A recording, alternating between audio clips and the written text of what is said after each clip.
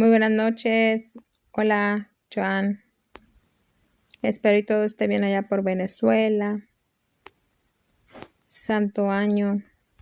Viva Cristo Rey.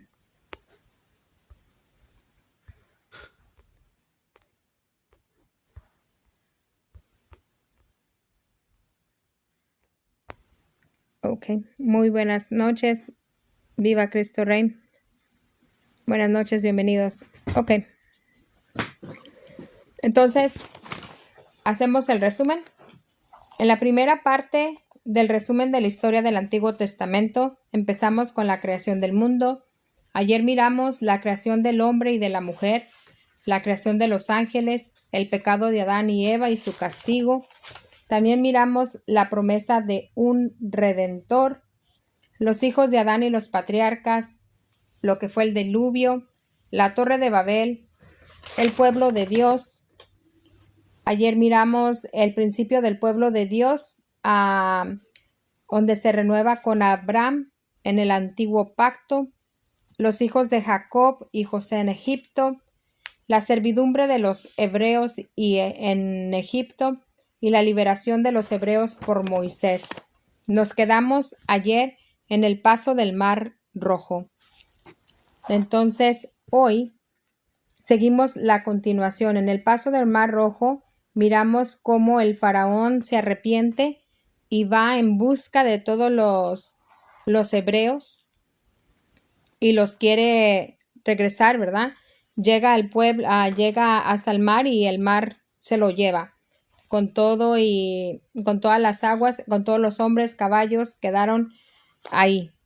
Entonces vamos a la continuación. Ya al pasar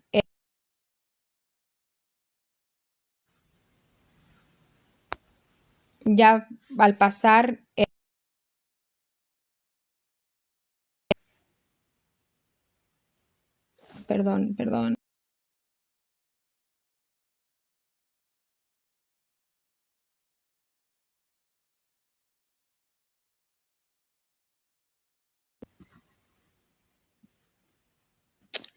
Ay, perdón.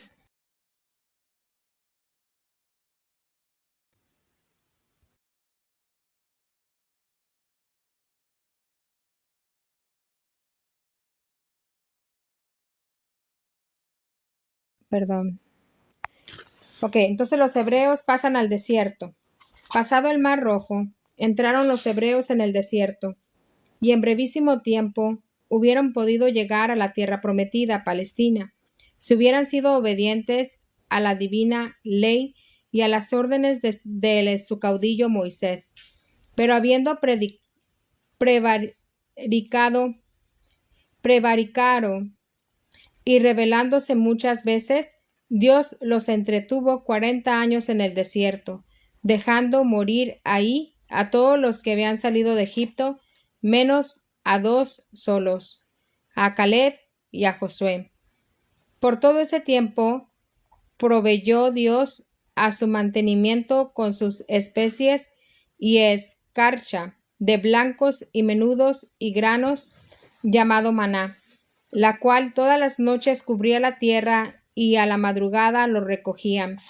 Pero la noche que precedía al sábado, día festivo para los hebreos, no caía el maná.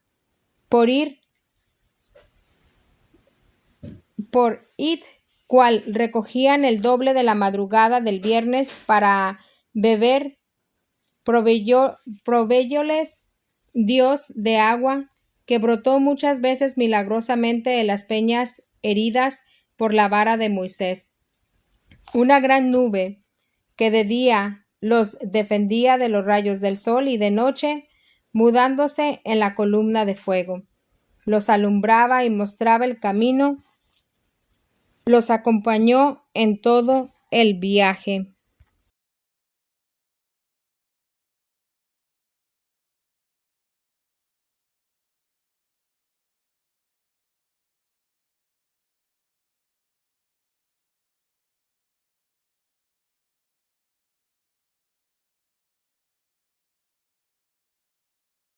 Dios Los 10 mandamientos de la ley de Dios. Al tercer mes de su salida de Egipto, llegaron los hebreos a la falda del monte Sinaí. Ahí fue donde, entre relámpagos y truenos, habló Dios y promulgó su ley en los 10 mandamientos, escritos en 2 tablas de piedra, que entregó a Moisés encima del monte. Mas cuando bajó a los 40 días de hablar con el Señor, halló Moisés que el pueblo hebreo había caído en idolatría y adoraba a un becerro de oro. Abrazado de santo celo por tamaña ingratitud e impiedad, hizo pedazo las tablas de la ley, redujo a polvo el becerro y castigó con la muerte a los principales instigadores de tan grave pecado.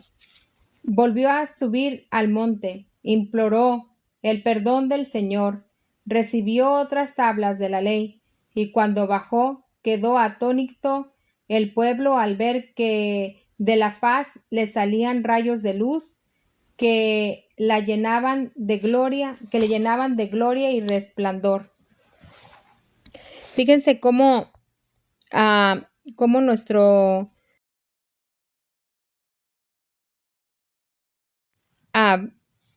nos da las leyes de los 10 mandamientos y cómo Moisés intercede una vez más por el pueblo. Después de 40 días, después de haber cruzado por ese mar, después de haber sido liberados del faraón, vuelven otra vez a caer en la idolatría y vuelven otra vez a dar la espalda a Dios, y cómo Moisés va e intercede por su pueblo, implora el perdón al pueblo. Por eso ahí está la intercesión de los santos. Si Dios prohibiera la intercesión de los santos, Moisés no hubiera ido a intervenir por su pueblo, por el pueblo de Dios. Llegamos al tabernáculo y el arca. Aquí, al pie del Sinaí, fabricó Moisés por orden de Dios y según las divinas prescripciones el tabernáculo y el arca. El tabernáculo era una gran tienda a modo de templo que se levantaba en medio de los reales cuando los hebreos acampaban. El arca era un cofre de madera preciosísima, guarnecido por dentro y por fuera de oro purísimo, donde después se pusieron las tablas de la ley y un vaso del maná del desierto y la vara florida de Aarón. Muchas veces los hebreos en el desierto, por murmuraciones contra Moisés y contra el Señor, se atrajeron graves castigos. Fue notable entre estos el de las serpientes ponzoñosas, por cuya mordedura pareció gran parte del pueblo. Muchos, arrepentidos después, sanaron de las mordeduras, mirando una serpiente de metal que levantada en un asta por Moisés, presentaba la figura de la cruz. La virtud de este emblema era el símbolo de la virtud que había de tener la Santa Cruz para curar las llagas del pecado. Otra pausa. Volvemos ahorita en este pasaje del tabernáculo y del arca. 1. Miramos cómo Dios manda fabricar a Moisés el tabernáculo y el arca. ¿De qué estaba lleno? De preciosísimas piedras, de madera preciosísima, y por dentro estaba lleno de oro, por dentro y por fuera estaba lleno de oro purísimo. Entonces ahí pusieron las tablas de la ley, el vaso del maná del desierto y la vara florida de Aarón. Entonces también está la cruz. Cómo pone la serpiente y y todos los que miraban la serpiente en forma así como una cruz, ¿verdad? Cómo miraban, eran sanados los que se arrepentían. Y como dice, es la virtud de este emblema que era el símbolo de la virtud que había de tener la Santa Cruz para curar las llagas del pecado. Como los protestantes, tristemente, te atacan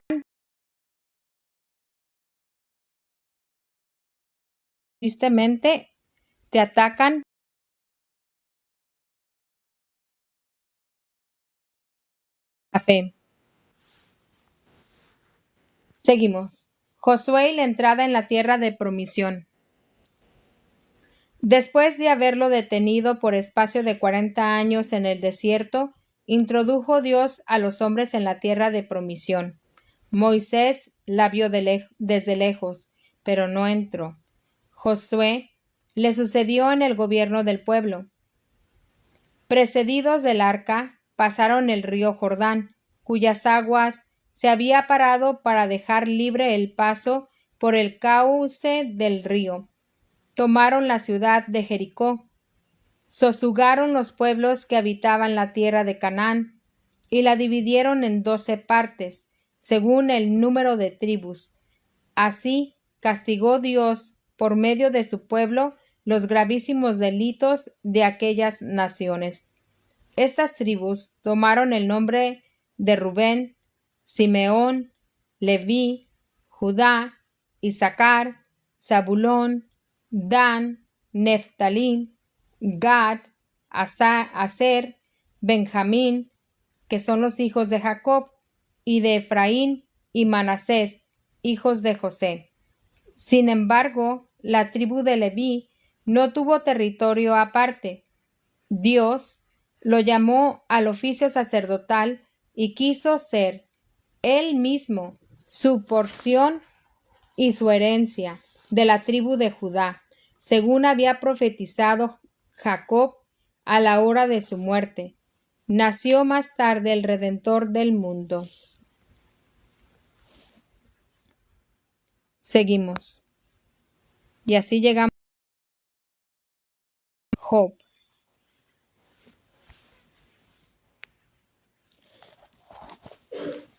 Por aquellos tiempos vivía en Idumea un príncipe muy acaudalado y justo, por nombre Job, el cual temía a Dios y guardábase de obrar el mal, queriendo el Señor hacer de él un dechado de paciencia en las mayores penalidades de la vida, permitió que Satanás le tentase con tribulaciones inauditas. En pocos días le arrebataron sus inmensas posesiones. La muerte le privó de su numerosa familia, y él mismo vióse herido en todo su cuerpo de unas úlceras malignas.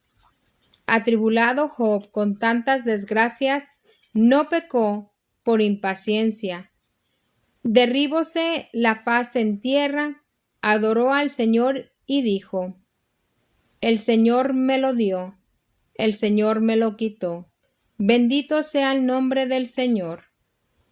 Dios, en premio de su resignación, le bendijo y devolviéndole la salud, le dio más prosperidades que antes.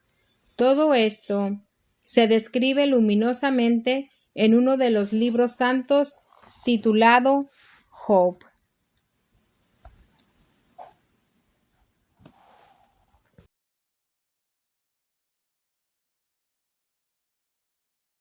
Y pasamos ya a la siguiente, que es los hebreos bajo los jueces. Habiéndose apoderado de Palestina los hebreos guiados por Josué,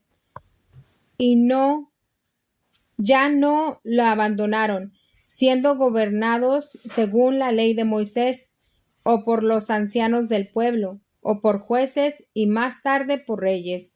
Los jueces eran personas, entre ellas dos mujeres, Débora y Jael, suscitadas y elegidas por Dios de tiempo en tiempo para librar a los hebreos siempre que en castigo de sus pecados caigan bajo la dominación de sus enemigos. Los dos jueces más ilustres fueron Sansón y Samuel. Dotado Sansón de una fuerza extraordinaria y maravillosa, molestó y causó durante muchos años mil estragos a los filisteos, enemigos de Dios muy poderosos. Traicionado después y perdidas sus prodigias fuerzas, recogió las que le quedaban para sacudir y derribar el templo de sus enemigos, bajo cuyos escombros se sepultó con muchos de ellos. Samuel, último de los jueces, vencidos ya los filisteos, junto por orden de Dios al pueblo, que alborotado hedía rey, y en su presencia eligió y consagró a Saúl, de la tribu de Benjamín, por primer rey de todo el pueblo hebreo. Seguimos.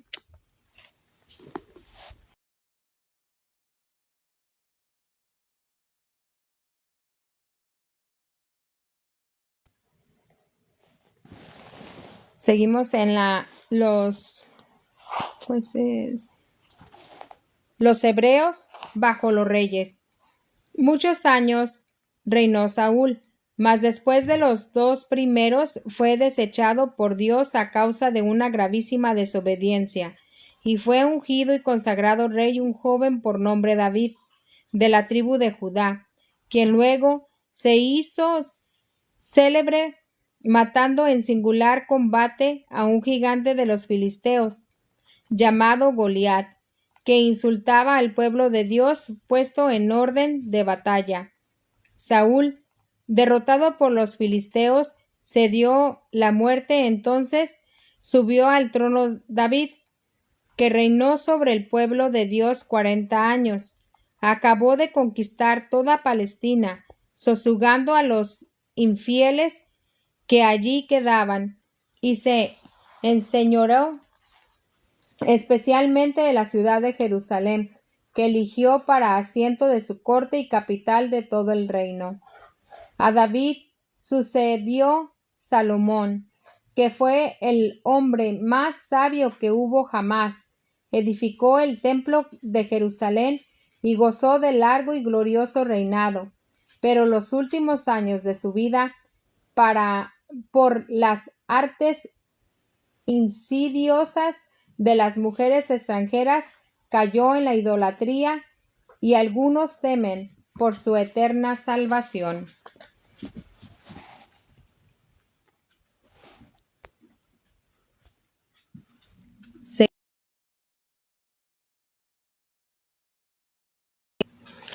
Seguimos en la división del reino. Perdón.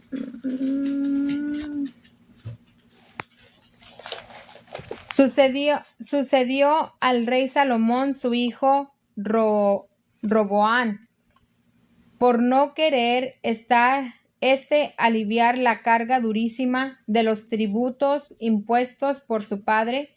Se le rebelaron 10 tribus, que tomaron por rey a Jeroboam, cabeza de los insurrectos, y solas 2 tribus permanecieron fieles a Roboán, las de Judá y de Benjamín. El pueblo hebreo se halló de este modo dividido en 2 reinos, el reino de Israel, el reino de Judá.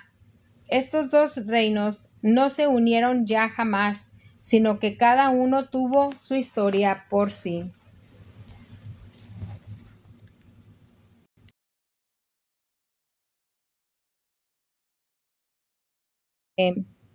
Del Catecismo Mayor, la historia de la primera parte del Antiguo Testamento. Seguimos en el reino de Israel y su destrucción. Los reyes de Israel, en número de 19, todos perversos y sumidos en la idolatría, a la que arrastraron la mayor parte del pueblo de las tribus, gobernaron por espacio de 254 años. Finalmente, en castigo de sus enormes iniquidades, parte del pueblo fue dispersado, parte llevado cautivo a Asiria por Salmanasar, rey de los asirios, y el reino de Israel cayó para no levantarse más antes de Cristo, en el año 722 antes de Cristo. Enviáronse para repoblar el país de las colonias gentiles, a los que se asociaron en tiempos sucesivos algunos israelitas vueltos de su destierro y algunos malos judíos, y entre todos formaron después un pueblo que se llamó Samaritano, enemigo acérrimo de la nación judaica.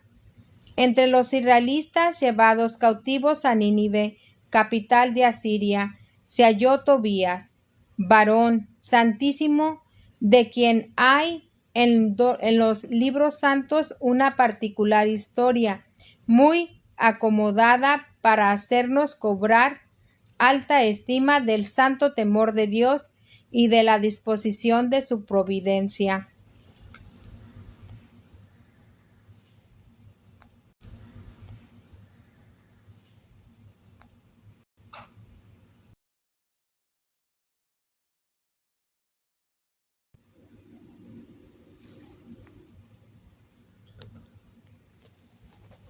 Seguimos en el reino el reino de Judá y su cautividad de Babilonia. Los reyes de Judá, en número de 20, de los cuales algunos fueron piadosos y buenos y otros harto criminales, reinaron en junto 388 años.